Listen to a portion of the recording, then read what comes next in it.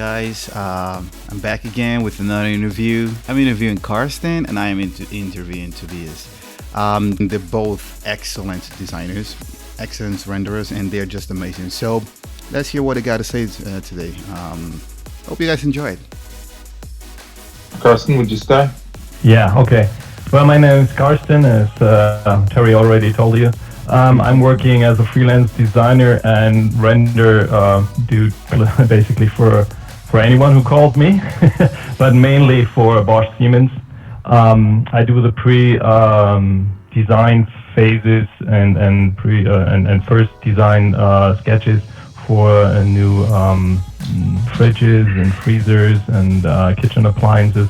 And I have been with Maxwell Render from the very first beta versions and haven't changed anything because it's just for me the best render engine for the quality I want to deliver for my customers. Yeah, I'm Toby. Hi, I'm from Hamburg as well. I'm an art director and CGI artist. I used to work for the advertising industry. Today I'm working as a principal for CGI and digital content production for a huge e-commerce retailer here from Hamburg. When I started working as an art director, I always struggled with building the images with Photoshop that I wanted to present. And when I then came in touch with the 3D technology the first time, it was like, okay, that's my solution. No image searching anymore. Maxwell was the perfect engine for me, because there was a button that says render, you click it, and then you get great results, right? It's that simple, how it should be. Cool. So let's see. In my case, when I'm watching a movie or I'm watching something, I tend to pay more attention to the special effects, the sounds effect, like both visual and sound special effects, more than the plot or the story per se, right? Do you guys also pay attention to all the small details, as in like how everything blends in, like with the sound and the image, like the composing of all the stuff, or is it just more one or the other? Absolutely, I'm completely with you. When I saw the first time the first Deadpool trailer, I was amazed, because it was the first time when fighting scene was combined with hip hop music, and that was great. I really loved it. I wanna know, how does it hang?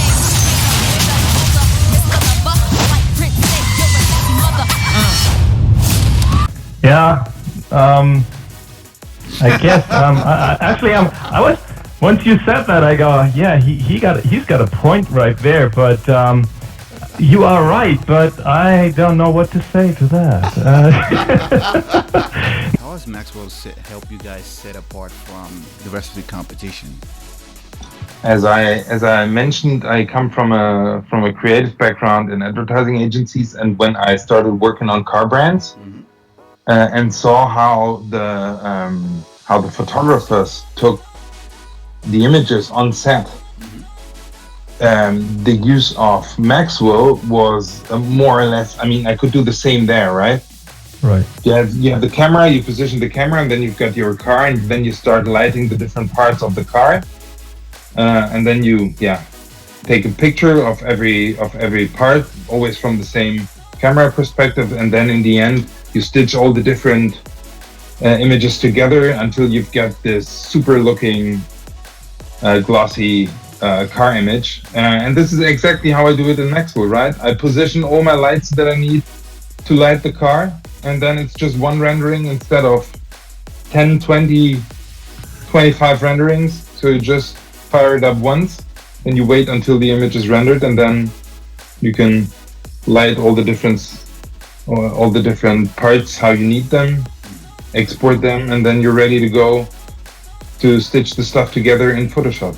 It's basically more or less the same workflow than you have on a real set, and I really love that on Maxwell from the beginning, from the very first time I came in touch with it. Yeah, I can relate to that the same way. And what got me with Maxwell was the fact that it has a pristine quality, a quality that is almost, photorealism. You see that with almost any render engine. They say it's photorealistic, and And if you say look at certain renders from other render engines, you can say, oh yeah, it's a pretty good picture. But as soon as you render the whole same scene with Maxwell Render, it gets another pop. Everything is just so much more lifelike. And I mean, the whole render community has been shifted from let's start to render something that looks really like perfect, more to realistic. Yeah, it's maybe also because the material system is quite different than from all the other renders, right? They are more or less, I wouldn't say similar, but like in the same direction. And Maxwell is a little bit different, but once you got it how it works, then it's just it's great to use. And you also you go to the Maxwell material library online, and you find quite good materials on there too. And I mean, I had friends which I sent my interior renderings. I told you, Terry. I sent a friend of mine. He's a photographer too, like I am. So I sent him a few renders I did of my interior renderings. I said, hey, I was in Paris the other day, and I had this guy who showed me his apartment, blah, blah, blah, blah, blah, made up this fake story. And I showed him the renderings, and she said, oh, great pictures, and da-da-da. And then I told him, hey, Torin, you got to be really tough now, you know? Yeah, these are renderings I did. He said, no way, no, this is not a rendering. He said, yeah, that's a rendering, and he couldn't believe it. So that was my test of, can I do a render which looks like a photography and hardly anyone knows? And that's something you can do with Maxwell in a very, very easy way. Yeah, on the other render engines, it's most of the time that you have to tweak a lot in Photoshop afterwards, right? So, and Maxwell, I don't want that. Yeah. I don't want that. I want to get the render as good as possible in the render engine, and that's it. I don't want to go tweak, all the levels and all the crap. No, it's just too much work for me, I think. So Maxwell does a great job in that respect. When you guys are trying to come up with the new creation or just trying to tackle something that you have to deliver for your client and stuff, what is the most challenging part in coming up with this thing? I'm not talking about the perfect render. I'm talking about the most realistic render. What's a thing that you guys struggle with the most? Time. It's the time to get there, which is sometimes challenging. You have an idea in your head, and to transport that into software, into setting it up, it's kind of tricky, especially if you're on a short time frame when your customer says we need it like yesterday. Time is for me always of the essence, and it's tricky to get what I want out there fast enough. So what do you think, Tobias? I think it's when you want to do something where your technical knowledge is not enough to achieve that. Right, so you have to dive deeper into new things that you haven't done before. When you remember that image series of that M4 drifting through Vancouver, like with the whole smoke on the back path, that was something we've never done before, and that was tricky to achieve that, right? Where do you see rendering happening in the future? Like, is it gonna be offline rendering? Is it going to be online rendering, render farms, or is it going to be more like cloud-based solutions for renders in general? I think it will not be. I mean, Carsten, he's like looking forward to receive his new computer, but I think this is something that we won't have in the future anymore. That you've got your computer underneath your desk, right? It will be all in the cloud. You will be stuck to the internet with your computer, and it's more or less just the connection to the render power that you have in the cloud, and then it's just like the connector. Your computer on your desk is going to be the connector to that render power in the cloud, right? I agree. That's where it's going to go. But on the other hand, since I did these animation renderings and I sent them to a render farm in Paris, the upload was just so slow that I had immense trouble.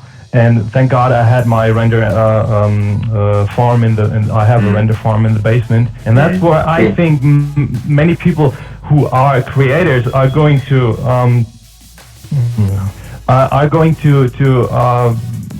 see themselves. They have a computer sitting probably still under their desk, which has a monster GPU in there, and then they say, "Oh, okay, I want a different material." Boom, done.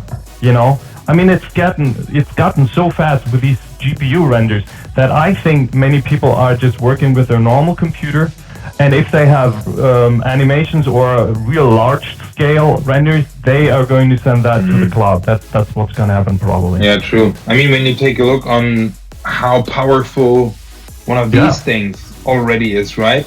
When we did some augmented reality tests, I mean, the quality, I mean, it's not like rendering something on your computer, but I mean, it's a cell phone, right? It's something to telephone with, not to render. Well, nowadays it's also to render stuff, but yeah, it was amazing how good the quality was. And as Carsten mentioned, think about that 5 years from now, then.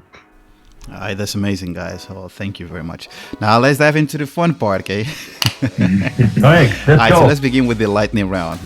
Food or sex? Oh boy. Yeah, that's a hard question. You didn't say that. We were going for tough questions here. And to say eating while having sex can't be an answer as well. Right? I can't choose. Well, on the one hand, if you don't have sex, you have a crappy life, but food may help you. But if you don't have any food, you know, you're starving, and then there's no sex either. So I go for food. You ask for food, right? Not for good food. You just something to eat. If you had to choose a decade to be born in, it can be the one you were actually born in. Which one would you choose? I think I would choose like 10-20 years earlier, because as I mentioned in the beginning, I'm a real car enthusiast, and when you see how crazy those rally guys and were back in the days where I was too little to really be infected by it, then I think this would be my time. Cool. Okay. All right. Cool. I say 2050. 2050? In the future. Yeah. In the future, okay. We will have a colony on Mars. We have the genomic revolution where we don't get sick anymore. We can treat that stuff. That's such a bright future, unless all those wacky people are gonna destroy it. You know, those. Well, anyway, I think 2050 would be my thing. I can't wait to get there. Well, okay, cool. And last question. So, if you could have a superpower, if any superpower that you wish, which one would it be? To choose what kind of power I want to have. Yeah. No, I want to have the power to be able to choose what kind of superpower I have. That is slick. Nice. Nice. Very well. Very good one. All right, Carsten. Oh boy, now you got me there, man. Which superpower? To make everyone have all the knowledge there is in a place where everybody knows what's at stake and what is possible and what is important would make the world a complete different place. Hopefully. I don't know. Wow. That just popped to my mind right now. I don't know even if that makes sense. No, it's good. It's beautiful. I hope you guys can actually be in touch with each other and, like keep on learning from each other and, just improving. And once again, thank you very much for being Maxwell users and for putting this amazing content out there and just helping the community improve, Thank you so much. Have a great weekend and take care, okay? You guys be good. Yeah, bye. Sounds great. Thank you, Terry. Okay. Thank you. Take care, guys. Bye.